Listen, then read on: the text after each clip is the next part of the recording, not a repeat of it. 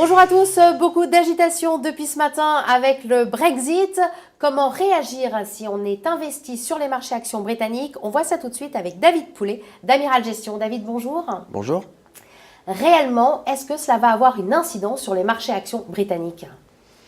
À très court terme, la baisse des marchés est quasiment gravée dans le marbre et elle est autoréalisatrice, notamment sur le segment des grandes valeurs où il y a énormément de flux.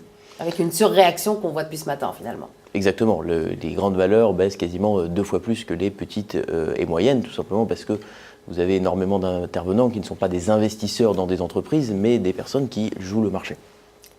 Si j'ai un portefeuille dans lequel il y a des valeurs britanniques, qu'est-ce que je dois faire? Je dois les vendre, je dois les garder? Je pense que la question, c'est pas de savoir si on a des valeurs britanniques, c'est quel type de valeurs on a. Si on a une très grande entreprise multinationale, je pense par exemple à WPP, qui réalise qu'une petite partie de son chiffre d'affaires au Royaume-Uni, c'est un non-sujet. Parfois, cela peut avoir des conséquences favorables. C'est le cas d'une entreprise qui aurait par exemple une base de coûts au Royaume-Uni et qui serait exportatrice. Ça, c'est l'effet devise. C'est l'effet devise, tout à fait.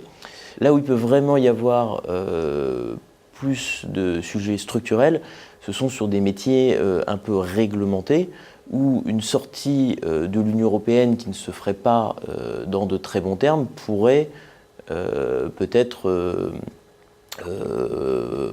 poser des problèmes. Je pense par exemple à un métier comme une compagnie aérienne avec EasyJet. Peut-être que l'entreprise aura plus de difficultés à négocier ses slots dans les années à venir.